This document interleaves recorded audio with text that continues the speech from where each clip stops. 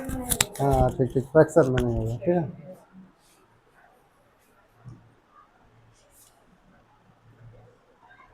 क्या लिखा रहे थे? कंडक्शन हो गया, कंडक्शन नहीं हुआ होगा।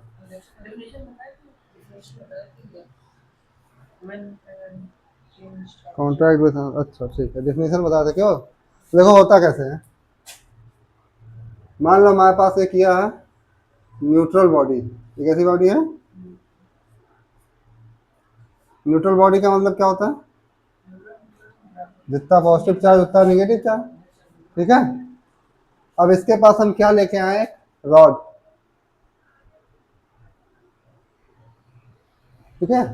रॉड पे क्या हो? इलेक्ट्रॉन्स, इलेक्ट मतलब इस पे कौन सा चार्ज होगा?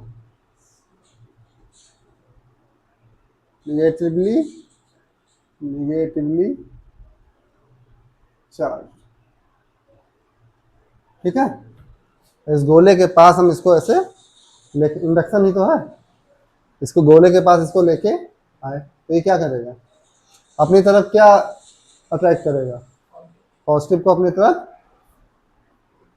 बस एक हाइपोथेसिस है, मतलब इसमें positive negative, positive negative, positive negative, positive negative, positive negative, positive negative, ऐसे रहेगा, ठीक है। ऐसा कुछ होता नहीं, बस ये क्या है, एक थ्योरेटिकल है, ठीक है। अब क्या अपनी तरफ पॉजिटिव चार्ज को, ये सारे पॉजिटिव चार्ज एक तरफ, और निगेटिव चार्ज को क्या करेगा? रिपेल। निगेटिव निगेटिव को क्या करेगा? रिपेल, ठीक है, दूर भेज देगा। इस साइड मान लो आ गया, ठीक। अभी इस रॉड को हमें क्या है, हटाना नहीं है, ऐसे पकड़े रहना है। अब क्या करें हम इसको, इस साइड को अर्थिंग कर दें, क्या कर दें? ग्राउंड में, ग्राउंड से जोड़ दें। अर्थिंग मतलब क्या होता है?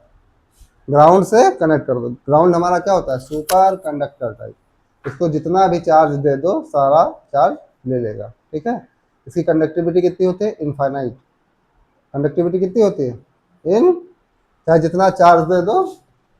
अब ये क्या होगा, जो निगेटिव चार्ज है कहाँ चला जाएगा? ग्राउंड में। ये हमने क्या किया है? अर्थिंग, ठीक है। वो देखते हैं ना सोलर पैनल का जो जमीन पे लाके लगाते हैं, तो वही है अर्थिंग, ठीक है। अब क्या हो गया, सारे निगेटिव चार्ज क्या हो गए? अर्थिंग को हटा दो, हमारे पास क्या बचा? पॉजिटिव चार्ज, ठीक है। और रॉड को चाहे दूर ले जाओ, क्या पॉजिटिव चार्ज। तो इस मेथड से हमने क्या कर दिया, न्यूट्रल ऑब्जेक्ट को क्या कर दिया, चार्ज ऑब्जेक्ट में चेंज कर दिया। तो क्या हो गया? चार्ज। तो न्यूट्रल से किस में चेंज हुआ? चार्ज में, ठीक है। समझ में आ गया नहीं? फिर से बताऊँ? हाँ, आ गया।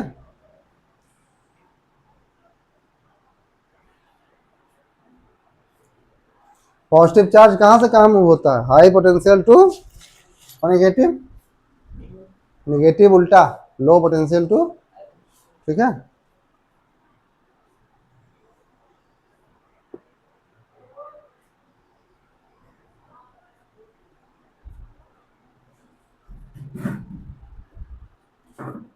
तो इंडक्शन में हमारा नो फिजिकल कांटेक्ट, कोई फिजिकल कांटेक्ट नहीं होता है, ठीक है। वही हम कह रहे थे मीट वाला, तो इसमें वो कहाँ पढ़ पाएंगे? हाँ। हैं? कोई कॉल तो किया था।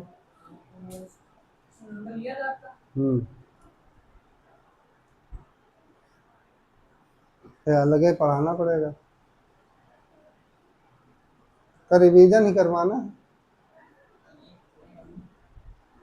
बेसिक मैथ बता रहा था कमजोर, मैं कहा भेज देना कि तुम ही थे, तुम ही बात कर रहे थे। एक बार मैंने कॉल किया था पूछने के लिए, हाँ एक बार मैंने किया था, अच्छा नहीं नहीं, वही मैं कह रहा हूँ कि एक बार मैंने पूछने के लिए कॉल किया था और मैंने उसको आपका नंबर दिया। हाँ यार, अलग पढ़ाना पड़ेगा, नहीं अलग पढ़ाना पड़ेगा।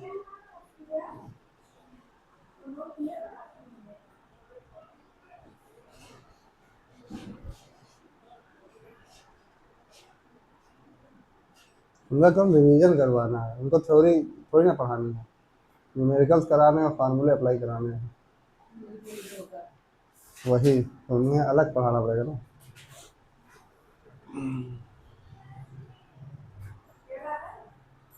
हो गया। अब ये बताओ, क्या किसी न्यूट्रल बॉडी को कोई चार्ज बॉडी अपनी तरफ अट्रैक्ट कर सकता है? क्या किसी न्यूट्रल बॉडी को, जैसे तुम मान लो न्यूट्रल हो, मैं क्या हूँ चार्ज, मैं पॉजिटिवली, क्या मैं तुम्हें अट्रैक्ट कर सकता हूँ? कर सकता हूँ। मैं पॉजिटिव रहूंगा तो तुम्हारे निगेटिव चार्ज को अपनी तरफ अट्रैक्ट कर सकता हूँ। ठीक है, समझ में आया? एक क्वेश्चन है, एमसीक्यू का क्वेश्चन है। अब यही ना लो, कंडक्शन, कंडक्शन, कंडक्शन, इंडक्शन तो हो गया ना? हाँ,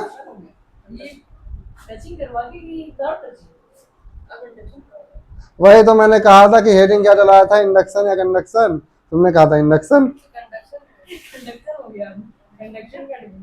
और इंडक्शन का फिगर बन गया।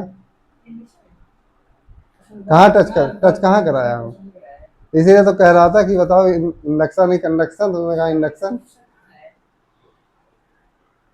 तब फिगर का क्या करें? फिगर, फिगर ऐसे डाल दो कि ये फिगर इंडक्शन का है और कंडक्शन में फिगर उसका डाल दो। अब इंडक्शन का मैं डिफिनेशन बता दे रहा हूँ। तो कंडक्शन का पहले फिगर तो जान लो। देखो, मान लो हमारे पास एक क्या है, न्यूट्रल, तो ये हमारे पास चार्ज बॉडी है और दोनों क्या है सेम, अभी क्या है सेम साइज सेम शेप और सेम मेटल पे। कैसे हैं? Same size same shape same material के।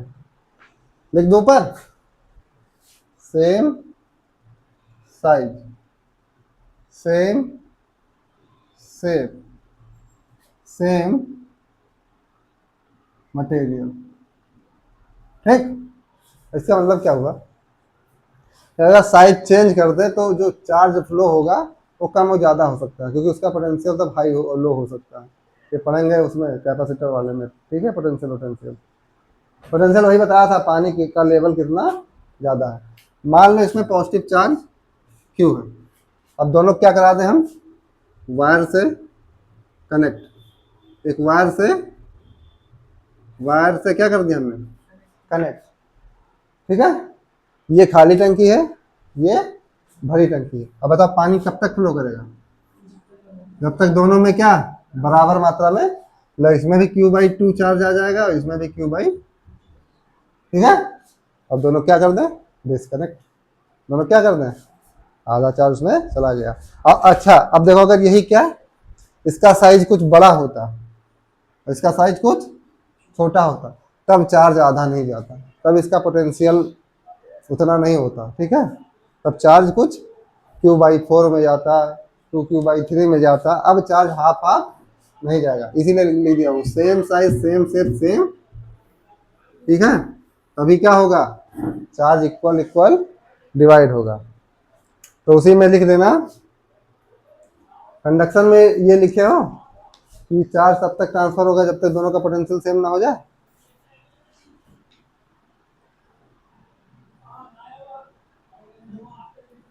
लिख लो, नोट में क्या लिखेंगे, charge transfer takes place till जब तक पोटेंशियल ऑफ, और कौन सा पोटेंशियल, इलेक्ट्रिक पोटेंशियल होता है। ठीक है, potential of both objects becomes equal, जब तक दोनों के पोटेंशियल क्या ना हो जाए सेम, मतलब दोनों में वाटर का लेवल क्या ना हो जाए सेम, तब तक चार्ज क्या होगा, ट्रांसफर होता रहेगा। अनस कहाँ था, आया रहा हूँ, आया ही नहीं। वो भी ऑप्शन करता है कोचिंग बढ़िया नहीं। सर लग रहा है बिजी ज़्यादा। फिजिक्स से सबकी थोड़ी सी थोड़ा ओम भूर्भुवः स्वाहा होता है। नहीं, वो फिजिक्स पढ़ने के लिए बहुत ज्यादा परेशान, हम्म। सबसे ज्यादा परेशान वही होती है।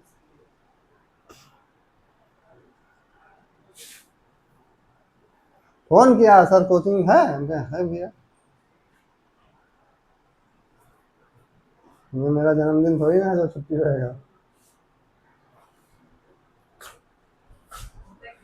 हाँ हाँ हाँ हाँ।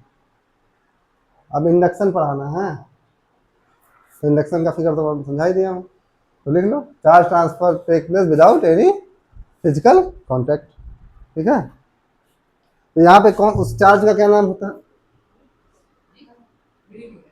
Induced charge. क्या कहते हैं? Induced charge.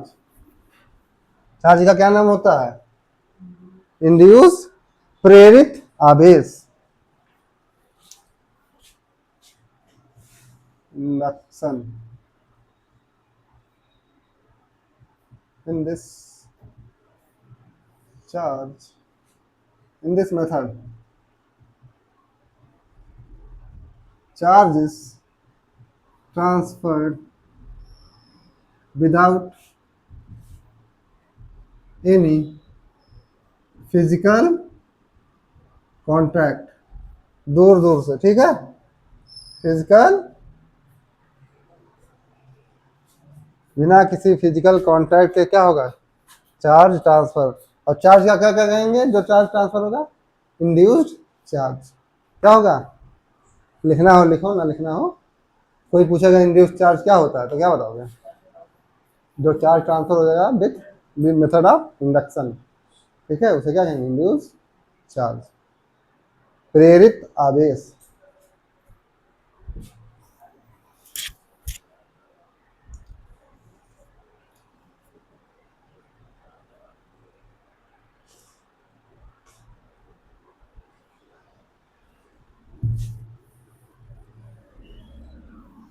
अब नाउ थ्योरी ऑफ रिलेटिविटी, सापेक्षता का नियम। हिंदी में क्या कहते हैं? सापेक्षता का, थ्योरी ऑफ रिलेटिविटी। हिंदी में क्या नाम है? सापेक्षता का नियम। रिलेटिविटी क्या होती है बताओ? रिलेटिविटी क्या होती है? सापेक्षता पढ़े हो ना?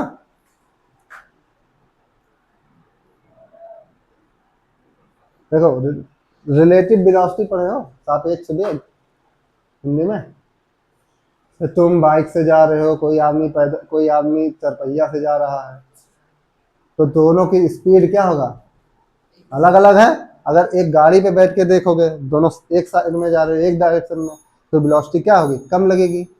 अगर दोनों सेम स्पीड से जा रहे हो, सेम डायरेक्शन में जा रहे हो, तो क्या लगेगा कि दोनों रेस्ट में है ना, वो उसके हिसाब से चल रहा है, दोनों एक दूसरे से, जितना वो जा रहा है उतना वो ही जा रहा है, तो क्या रिलेटिव वेलोसिटी क्या हो जाएगी?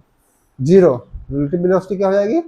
अगर यही क्या, एक अपोजिट चले हो, एक मतलब एक गाड़ी इधर चले, एक गाड़ी, अब यहाँ वेलोसिटी क्या तुम्हें बढ़ी हुई लगेगी? क्या लगेगी? वेलोसिटी बढ़ी हुई लगेगी। थ्योरी ऑफ रिलेटिविटी यही है। तो यहाँ आइंस्टीन जी ने क्या कहा थ्योरी ऑफ रिलेटिविटी में? उन्होंने कहा अगर किसी ऑब्जेक्ट में क्या आ जाए, स्पीड क्या आ जाए, तो उसका मास क्या हो जाएगा? इंक्रीज। मास क्या हो जाएगा? अकॉर्डिंग टू आइंस्टाइन, अगर कोई भी ऑब्जेक्ट में क्या आ जाए, स्पीड, तो उसका मास क्या हो जाएगा? अगर यही ऑब्जेक्ट क्या, सूरज की जो सन रेज है उसकी स्पीड से चलने लगे, तो उसका मास हो जाएगा इनफाइनाइट। कितना हो जाएगा? In five. ठीक है, ये सब क्या है? कॉन्सेप्चुअल चीज है, इसका प्रैक्टिकल नहीं कर सकते। ठीक है, ऐसा चीज है, थ्योरेटिकल चीज है, लैब में भी एक्सपेरिमेंट नहीं हो पाया कि ऐसा कुछ हो सके। ठीक है, तो इसमें लिखेंगे according to, according to Einstein mass of an object increases with increase in its speed। अगर किसी का चाल, स्पीड को क्या कहते हैं हिंदी में, चाल, उसकी चाल को बढ़ाया जाए तो उसका क्या, मास मतलब द्रव्यमान, द्रव्यमान क्या हो जाएगा, बढ़ जाएगा। ठीक है,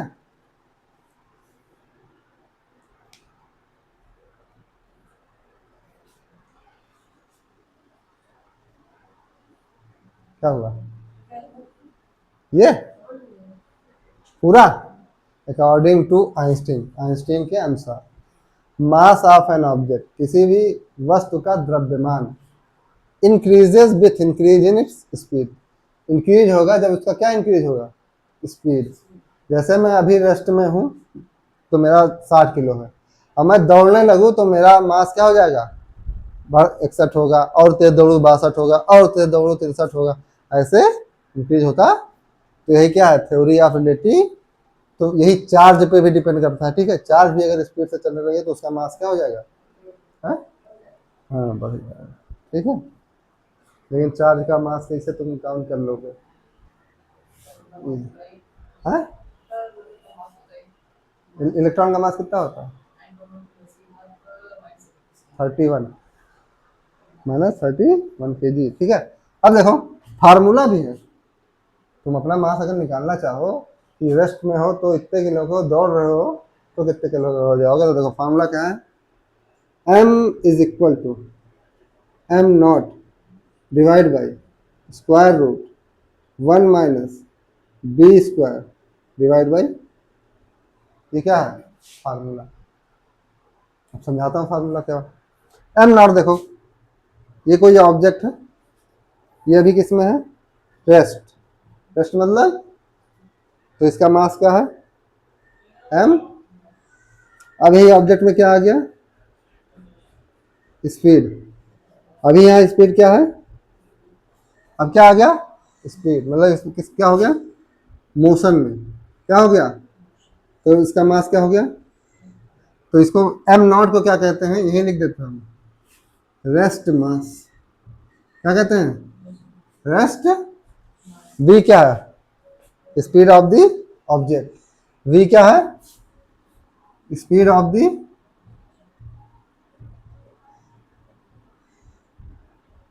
c क्या है,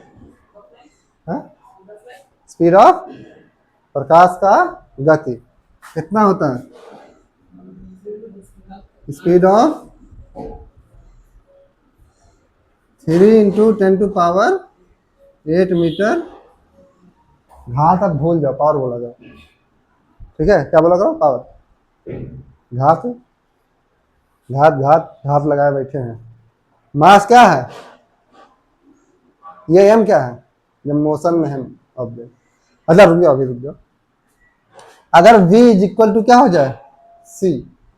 अच्छा कैसे, इस फार्मूले से कैसे बढ़ेगा, देखो स्पीड बढ़ा तो ये वैल्यू क्या हो जाएगी, बढ़ेगी, थोड़ा बढ़ेगा, नीचे 1 माइनस करोगे तो घटेगा, टोटल वैल्यू क्या हो जाएगा, घट जाएगा। जब नीचे कोई भी छोटी होती है तो ऊपर क्या हो जाता है, बढ़ जाता है। जैसे 1/2 बड़ा कि 1/3, नीचे जब छोटी होगी तो ऊपर टोटल वैल्यू क्या होती है, बढ़ जाती है। ठीक है, तो ऐसे ही मास क्या हो जाता है, अगर b इक्वल टू क्या हो जाए, c, पहले दिखा देता हूँ, इफ v इक्वल टू क्या हो जाए, 0, 0 पहले, तो m इज इक्वल टू क्या हो जाएगा, m naught, and if b equal to हो जाए c, तो m क्या हो जाएगा, इनफाइनाइट। देखो b इक्वल टू लिखा, c में से c कट गया, कितना आया, 1, कितना आया, 1 - 1, किसी के नीचे 0 हो तो क्या होता है, इनफाइनाइट। ठीक है, देखो समझ में आया, थ्योरी ऑफ रिलेटिविटी नोट कर लो।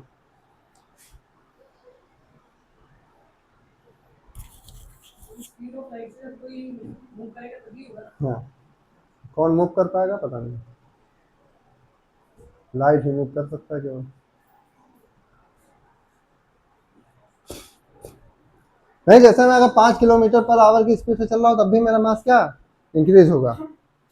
आप उस स्टेज पर जब तुम मेजर कर पाओ किसी तरीके से, कैसे मेजर करोगे? कौन सा वेट लेके चलोगे? अब मैं दौड़ रहा हूँ, अपना वेट भी कैसे मेजर कर पाऊंगा बताओ? इसीलिए कह रहा हूँ ये क्या है, थ्योरेटिकल कॉन्सेप्ट। लेकिन ये थ्योरी ऑफ रिलेटिविटी बहुत परेशान कर रखी है साइंटिस्टों को, यही इतना फार्मूला।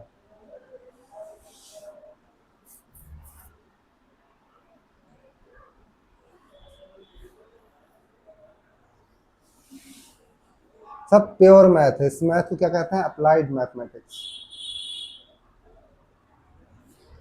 पूरी ब्रांच होती है एक अप्लाइड मैथमेटिक्स का।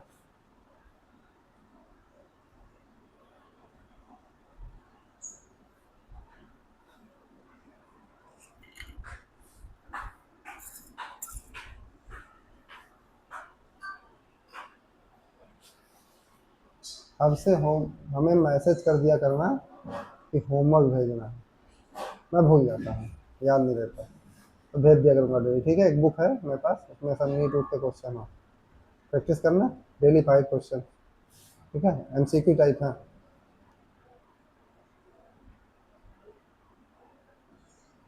क्योंकि साल में एक बार पढ़ाने के बाद मैं भूल जाता हूँ क्या किससे कहा था।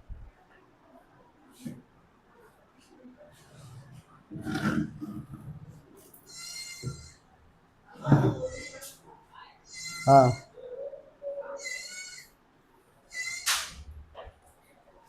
अब है डालो कूलम्स लॉ। अब आते हैं अपनी असली, ये थ्योरी ऑफ रिलेटिविटी बहुत कम चांस है यहाँ एग्जाम में आने के। ठीक है, लेकिन पढ़े रहो, पता नहीं क्या मूड हो जाए किसी का। हाँ, फार्मूला नहीं, वो पूछ सकता है कि क्या है। तो ये लिखो किसी के हिंदी में अगर लिखना हो, किसी भी वस्तु के जब गति में परिवर्तन होता है तो उसके मास में भी क्या होगा? परिवर्तन। ठीक है, थ्योरी कूलम्स लॉ, कूलम्स। अब कूलम ने क्या कहा, अभी तो समझ लो। इन्होंने 2 पॉइंट चार्ज लिया, क्या लिया? 2 पॉइंट, और दोनों क्या रखा? सेम नेचर, पॉजिटिव पॉजिटिव ले लो या नेगेटिव। अभी क्या पॉजिटिव पॉजिटिव लेते हैं, पॉजिटिव Q1 और पॉजिटिव Q, दोनों को R डिस्टेंस पे रखा। कितने डिस्टेंस में? अच्छा, ये R डिस्टेंस क्या है? इसके सेंटर टू सेंटर डिस्टेंस है, लेकिन सेंटर पॉइंट चार्ज है, सेंटर मेजरमेंट तो कर नहीं सकते। ये भी क्या थ्योरेटिकल चीज है। ठीक, अच्छा वो पढ़ो लॉ ऑफ ग्रेविटेशन 11th में, लॉ ऑफ ग्रेविटेशन। साथ ही में देखो, कभी कभी आ जाता है दोनों में पूछ, लॉ ऑफ ग्रेविटेशन। ठीक है, दो मास है m1 और इनके बीच का डिस्टेंस। अभी देखो क्या है, चार्ज Q1, ये किधर फोर्स लगाएगा उस पर? दोनों क्या है? पॉजिटिव, दोनों क्या है? इसके कारण उस पर फोर्स कहाँ लगेगा? F, force on due to, इधर किधर लगेगा?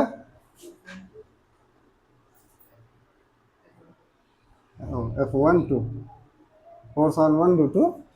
ठीक है, दोनों ये फोर्स कैसे हैं? रिपल्सिव इन नेचर, अपोजिट भी है। ठीक है, अच्छा ये लाइन ऑफ एक्शन जानते हैं, मतलब फोर्स किस डायरेक्शन में लगता है? तो अगर पूछे लाइन ऑफ एक्शन मतलब इस पर फोर्स लगा रहा हूँ तो किधर लग रहा है, किस डायरेक्शन में लग रहा है, तो इस मार्कर के स्ट्रेट लाइन अगर एक्सपेंड करें इसको और लंबा करें तो इसके सिधाई में लग रहा है। तो यहाँ फोर्स का लाइन ऑफ एक्शन क्या होता है? दोनों चार्ज को जोड़ने वाली लाइन को, यही जो लाइन जोड़ रही है। ठीक है, तो ऐसे ही फोर्स हमारा लग रहा है। लाइन ऑफ एक्शन क्या है?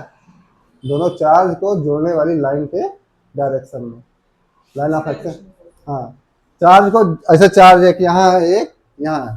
अब दोनों फोर्स कैसे लगाएंगे? इस लाइन में, यहाँ है तो फोर्स इस लाइन में, ठीक है। तो यही क्या है? Line of action, line of action, ठीक है।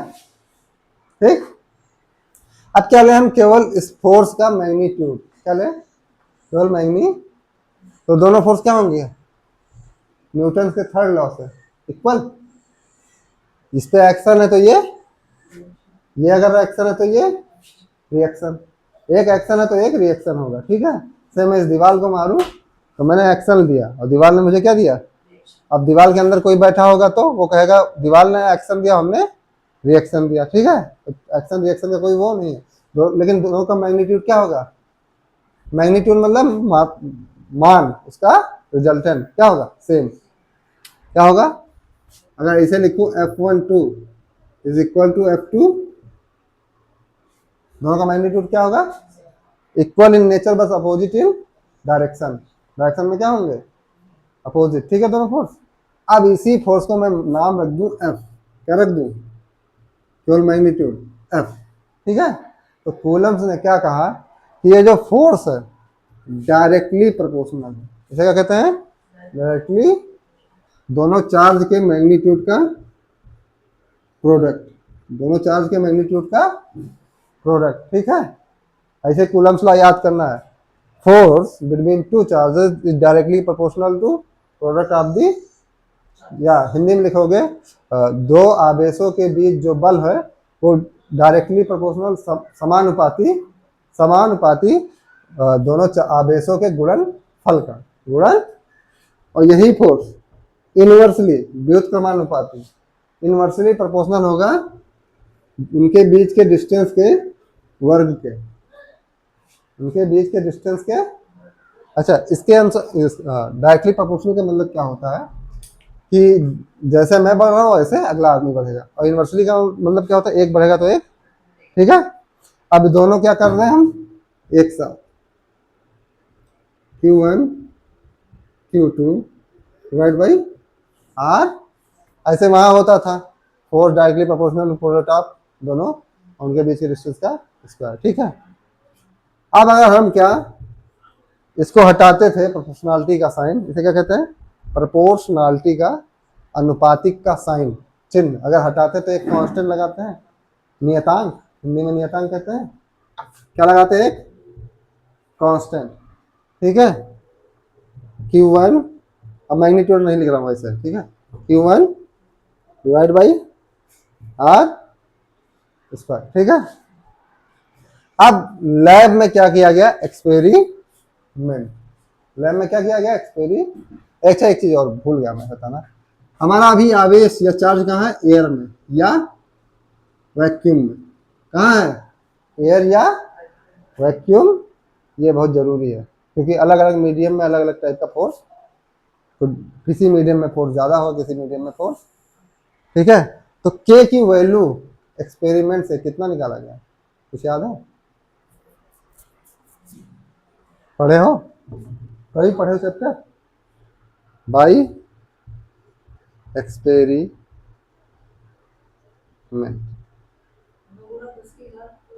के की वैल्यू क्या है? 9 into 10 to power 9, 10 to power 9। अब इसका यूनिट कितना होगा?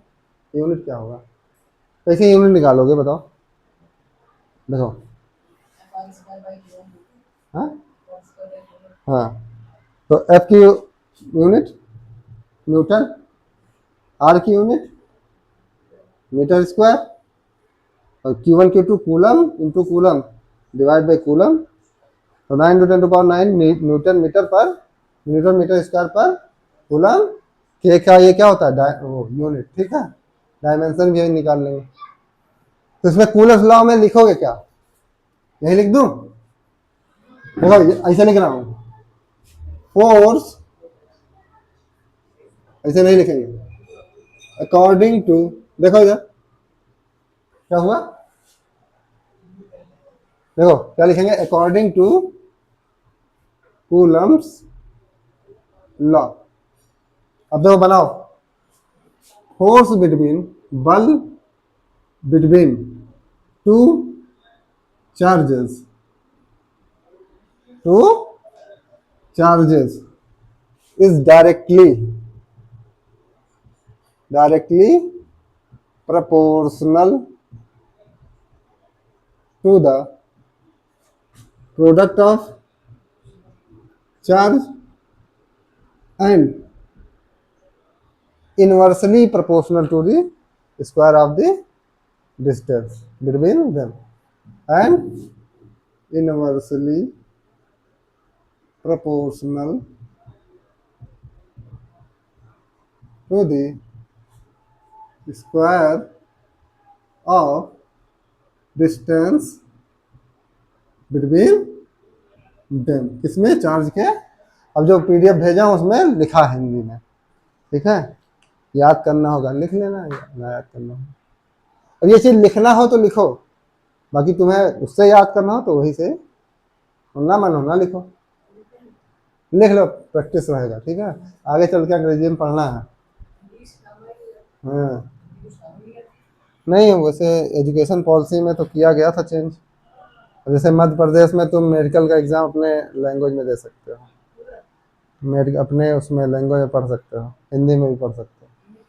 रिफॉर्म हो रहा है, लेकिन जो इंग्लिश में है, हाँ, हाई फाई शब्द आएगा।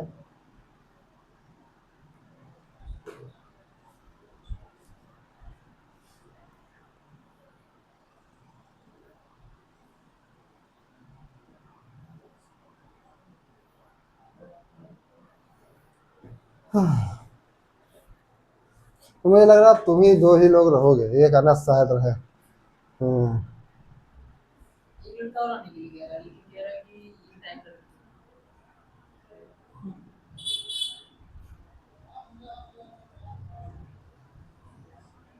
अच्छा ठीक पढ़ाता हूँ, ठीक पढ़ाता हूँ। नहीं भाई, कुछ लोग कहते हैं बहुत तेज पढ़ाते हैं, ये है वो है।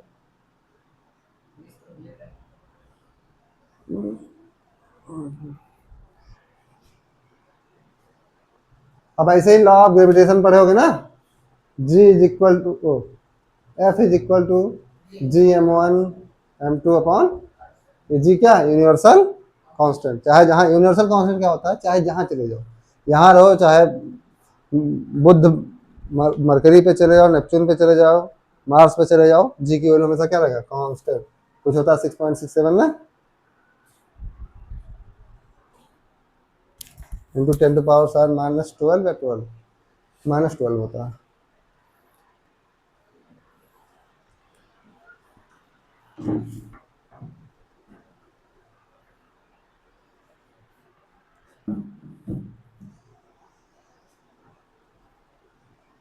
आज बहुत उमस है, बहुत उमस है।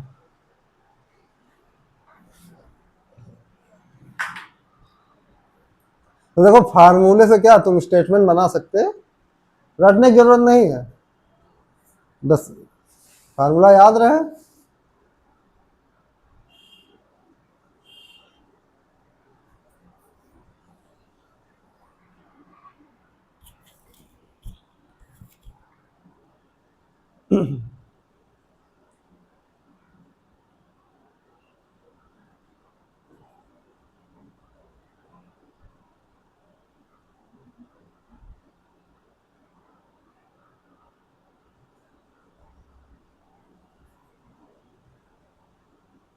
तो वो अकेले हैं, अकेले पढ़ने के लिए कह रहे थे, अकेले पढ़ने के लिए कह रहे थे, वही जो कहा।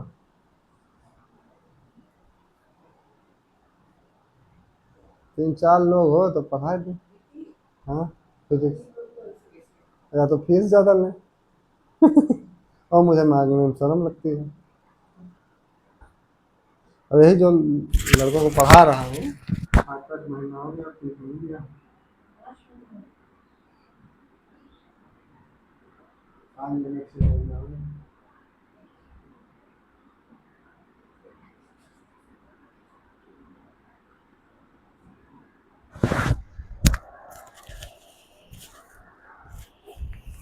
हो गया।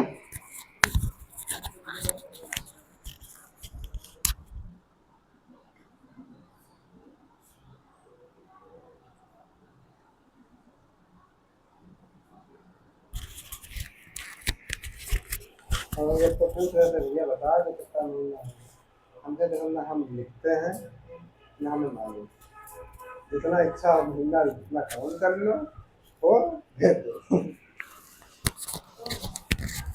हो गया।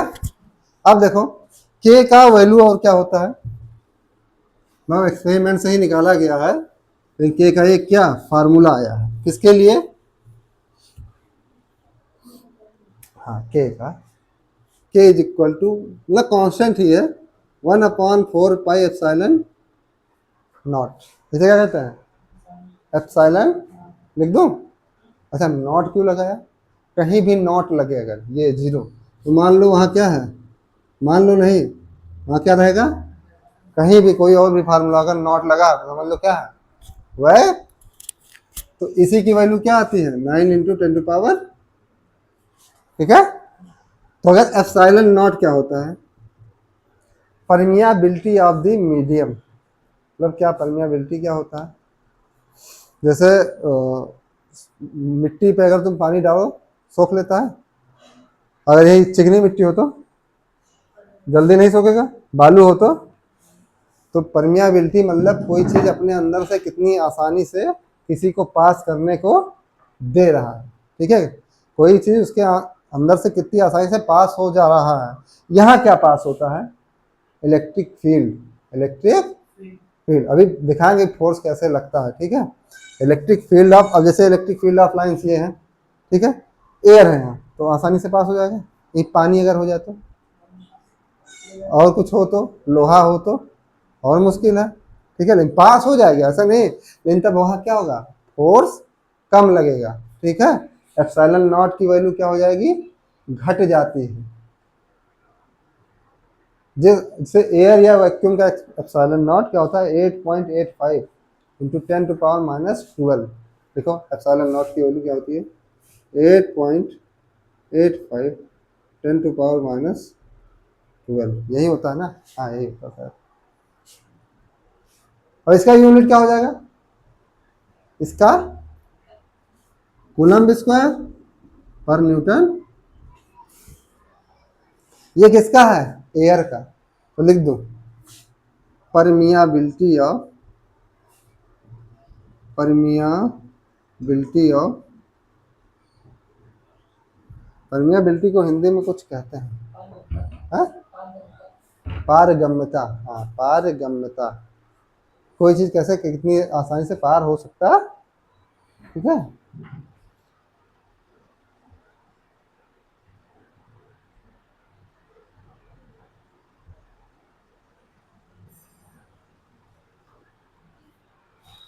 पाँच बज गए क्या, 5 बज गए क्या,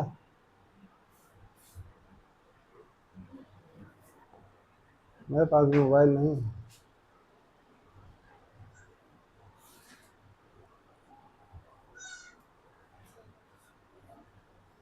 हो गया, हाँ ये कल लिखाऊंगा इसके बारे में, ठीक है, परमियाबिलिटी पूरा डिटेल, अभी रिलेटिव परमियाबिलिटी होती है, ठीक है, न्यूमेरिकल थोड़ा कर लेते हैं, कूलम्ब लॉ पे तुरंत के तुरंत लगे हाथ। चार्ज है 2 माइक्रो कूलम्ब का, कितने माइक्रो कूलम्ब का, इनके बीच का डिस्टेंस है 8 mm, यहाँ भी चार्ज है 8 माइक्रो कूलम्ब पॉजिटिव है, ठीक है। दोनों क्या है, find the, find the force between charge, इनके बीच में कितना फोर्स लगे, ठीक है, तुरंत के तुरंत निकालो। अभी 4:40 हो रहा,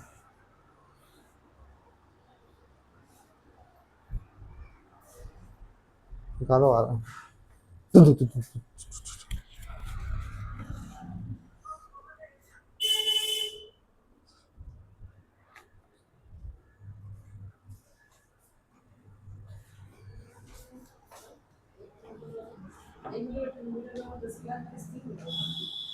अभी तो भेजा था, देखते नहीं हो, देख लिया करो ग्रुप खोल के।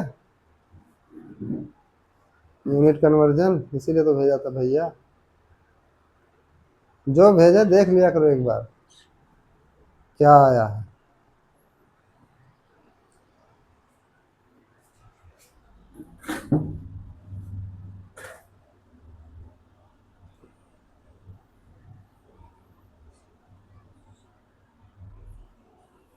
ये बार वो क्लास इसके अंदर ही शिफ्ट ना 10⁻⁻⁶।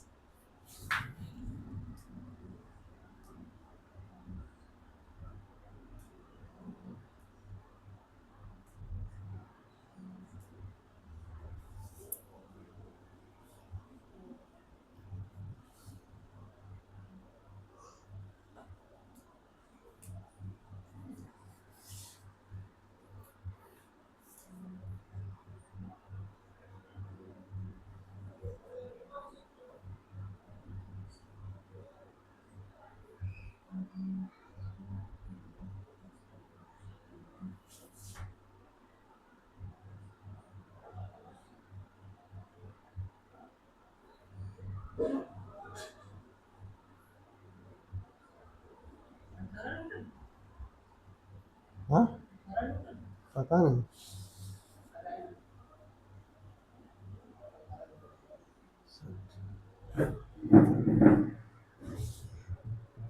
डायरेक्ट लगाऊं, के Q1 Q2 अपॉन में आर। के की वैल्यू क्या है? इसी से स्क्वायर नहीं अच्छा देखो, जब कुछ ना दिया तो समझ लो क्या वैक्यूम। ये 2 माइक्रो मतलब 2 इंटू 10⁻⁻⁶, 8 इंटू 10⁻⁻, R² कितना होगा? 0.008 या 8 इंटू 10⁻³ मीटर।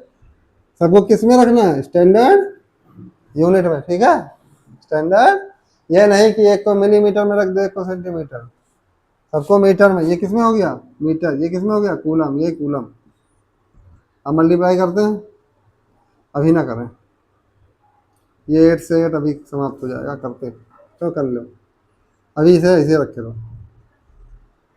देखो, तो मल्टीप्लाई ना किया करो, तो पूरा सिंप्लीफाई कर लो तब। अब पहले ये सॉल्व कर लेते हैं, ठीक है। 12 तो कितना आ जाएगा? 10⁻⁻3, तो 10⁻9 -6 हो गया 3, और -6 हो गया माइनस का 3, ये 64। ये 10⁻⁻6, 10⁻, ये समझ में आया कैलकुलेशन?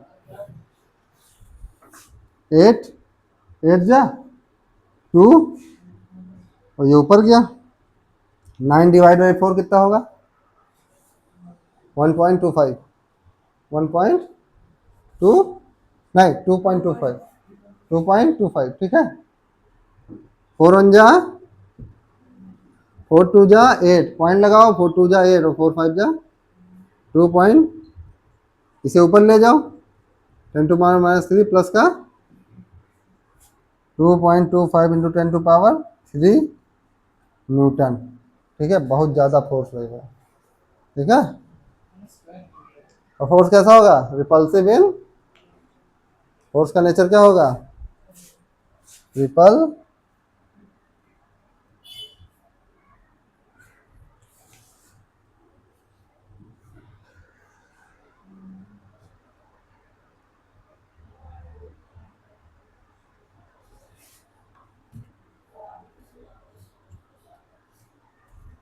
एक क्वेश्चन और कर लो।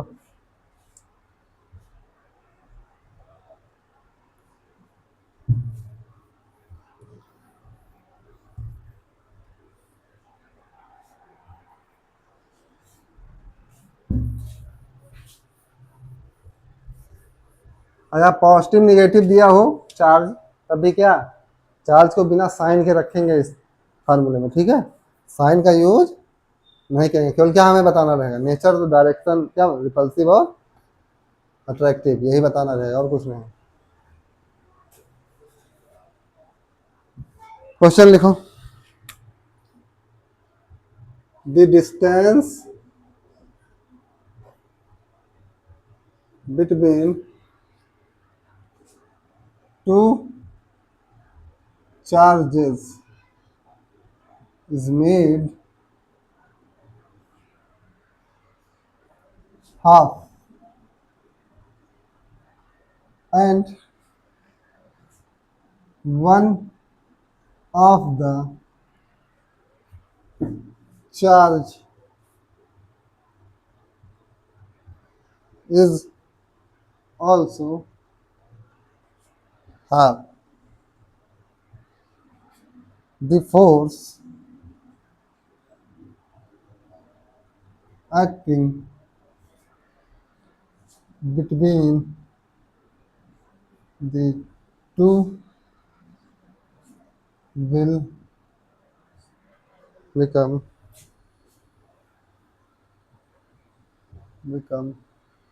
as compared to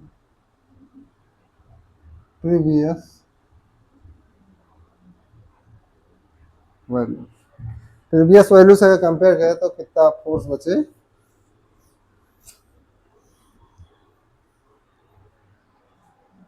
समझाना पड़ेगा क्वेश्चन, क्वेश्चन समझाना पड़ेगा, समझ जाओगे तो समझा दे रहा हूँ अभी।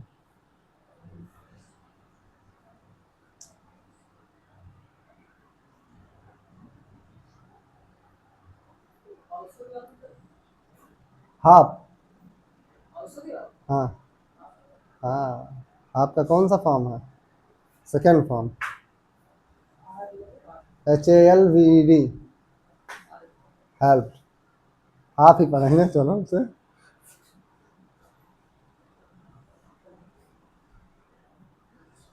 समझाओ क्वेश्चन। अब अगर देखो फिगर बना लोगे तो क्वेश्चन खत्म है। देखो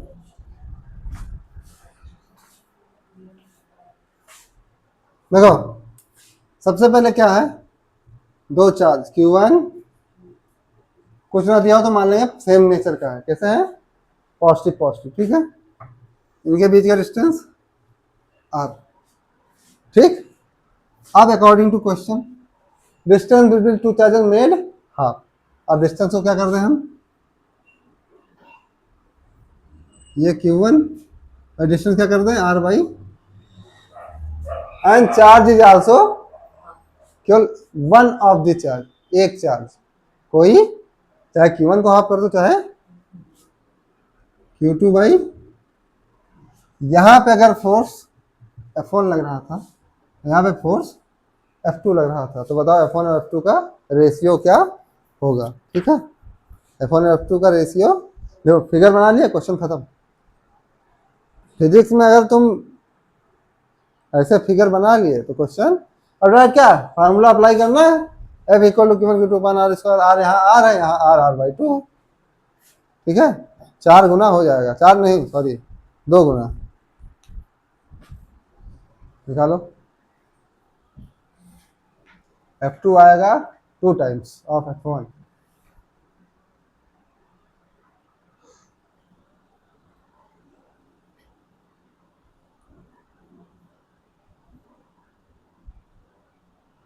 हर एक क्वेश्चन में फिगर बनाना सीखो फिजिक्स में, तो कभी कठिन नहीं लगेगा। और ये सोचो कि खाली क्वेश्चन लिखा डायरेक्ट सॉल्व करना चालू करें तो वो हार्ड लगेगा, तभी क्वेश्चन नहीं लगते हैं। हम लोग को मास्टर पढ़ाते थे, जानते कैसे, बुक ले लेते थे, हाँ खत्म, नोट कर लाना।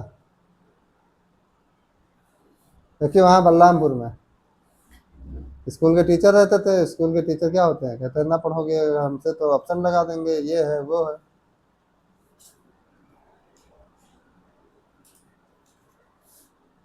जो करना वही करो, रफ में कुछ नहीं, डायरेक्ट वही करो, जो खोदना हो।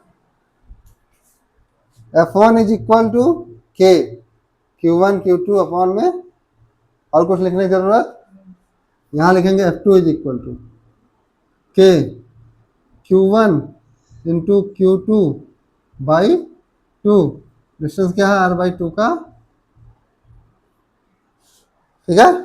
और ये से सॉल्व नहीं करना है, F1 को F2 सॉल्व करते, देखो K Q1 Q2 divide by ये 2 ऐसे ले आओ, ठीक है, 2, ये 2 का स्क्वायर ऊपर चला जाएगा, क्या आ जाएगा 4, और ये आर स्क्वायर यहाँ आ जाएगा।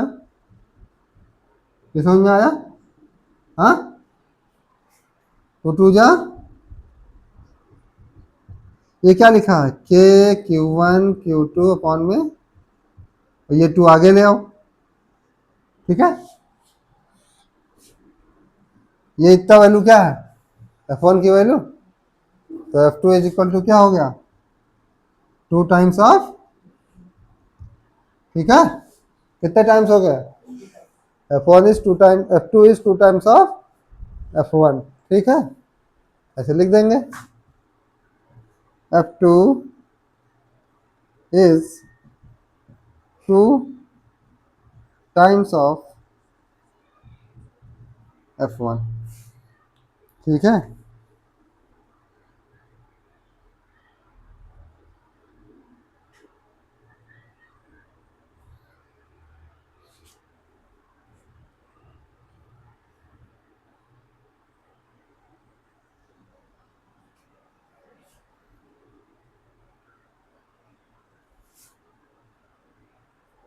हो गया,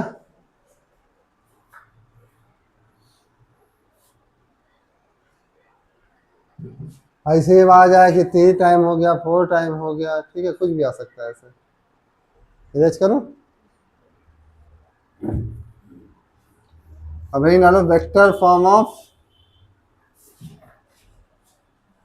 कूलम्स लॉ। 8 मिनट में हो जाएगा, समझ जाओगे। क्या हेडिंग डालेंगे, vector form of Coulomb's law, ठीक है।